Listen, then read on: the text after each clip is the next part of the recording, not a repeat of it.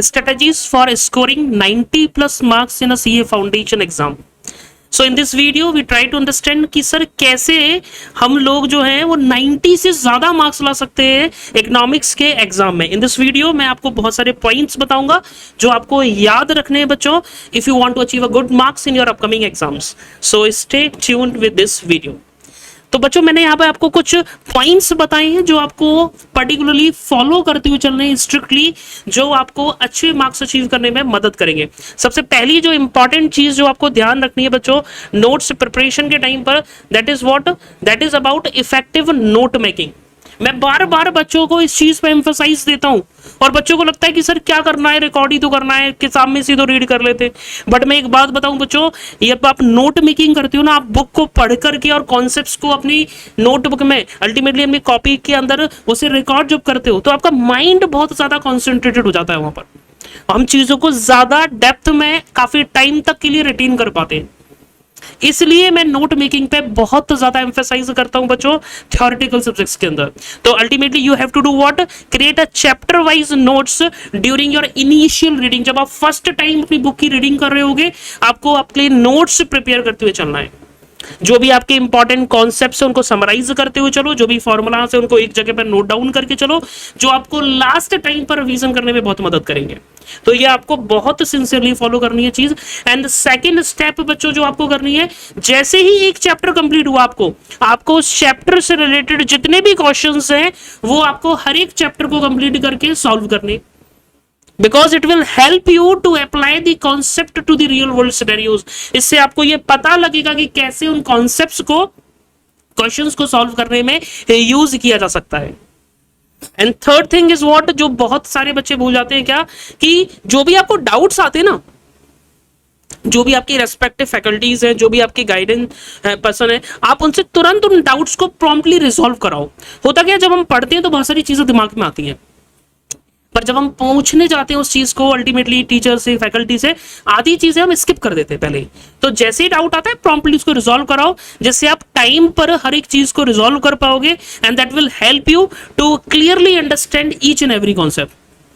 And third thing is what, mark the challenging questions for a revision. जब आप first time सारे questions solve कर रहे हो ना, तो आपको कुछ क्वेश्चंस अपनी अंडरस्टैंडिंग के अकॉर्डिंग मार्क करने, जो लास्ट टाइम पर रिवाइज करने में आप लोगों को मदद करेंगे बच्चों.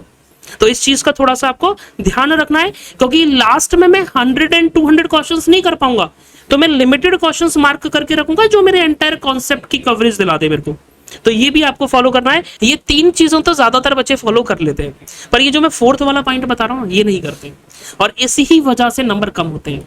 आपको डेली डेडिकेटली, ज्यादा नहीं बोल रहा, सिर्फ 30 मिनट बोल रहा हूं, डेली आपको, जब तक आपके एग्जाम नहीं हो रहे, आपको डेली कम से कम, सेल्फ स्टडी के लिए बोल रहा हूं मैं, 30 मिनट्स उन कॉन्सेप्ट्स को पढ़ने में देनी है. क्योंकि अब डेली यदि 30 मिनट्स उन कॉन्सेप्ट्स को दोगे ना, मैं गारंटी बोल रहा हूं बच्चों, आने वाले एग्जाम के टाइम तक आप उन नोट्स को मल्टीपल टाइम्स रिवाइज कर पाओगे.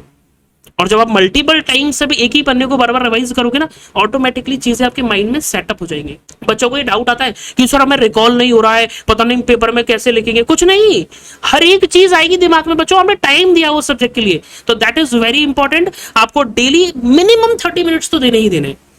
इससे आपकी रिटेंशन पावर और अंडरस्टैंडिंग उस चैप्टर के लिए, उस कॉन्सेप्ट के लिए बहुत अच्छे से इंप्रोवाइज हो पाएगी बच्चों. सो आपको ये सारे जो मैंने पॉइंट बताए आपको सिंसियरली फॉलो करते हुए चलने, if you want to achieve a 90 plus marks in your CA foundation economics exam. अब बात करते हैं सर उन बच्चों की जो इससे भी कुछ ऊपर जाना चाहते हैं. मतलब अल्टीमेटली कहते हैं ना कि हमने तैयारी तो कर ली, पर अब हम उसको एक लास्ट एज दे देते हैं, एक फाइनल टच दे देते हैं. वो ये फाइनल टच कैसे आता है sir, that is approach to the top scorers. What, सबसे पहली doubt resolution and the revision. मैंने जैसे बोला कि डाउट्स को प्रॉम्प्टली रिजॉल्व कराना है, बाद में कंफ्यूजन ना हो इस चीज के लिए. और आपको जब रिवीजन कर रहे हो बच्चों, तो जो चैलेंजिंग क्वेश्चंस हैं जो एक बार में नहीं बन पा रहे थे आपसे, आपको उन क्वेश्चंस को मार्क करके रखना है. जैसे सेकंड रिवीजन, थर्ड रिवीजन के टाइम पर आप उनको दोबारा से एक बार देख पाओगे.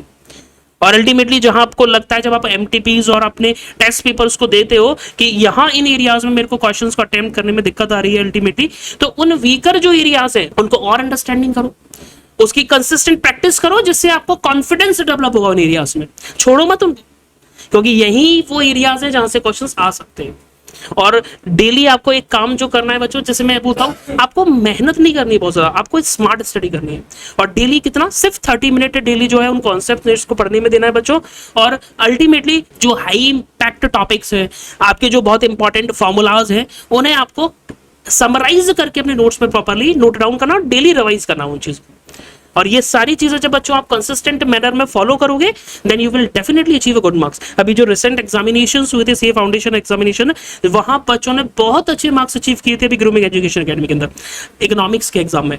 रीजन बिंग वाई, क्योंकि उन्होंने इस स्टडी को, इस पर्टिकुलर अप्रोच को कंटिन्यूसली फॉलो किया था। So you have to follow that particular approach and you will get the good marks in your exam. Thank you for that watching video. If you like the video, share and subscribe the channel for more informative content. So hope you enjoy the video. Bye bye. Thank you.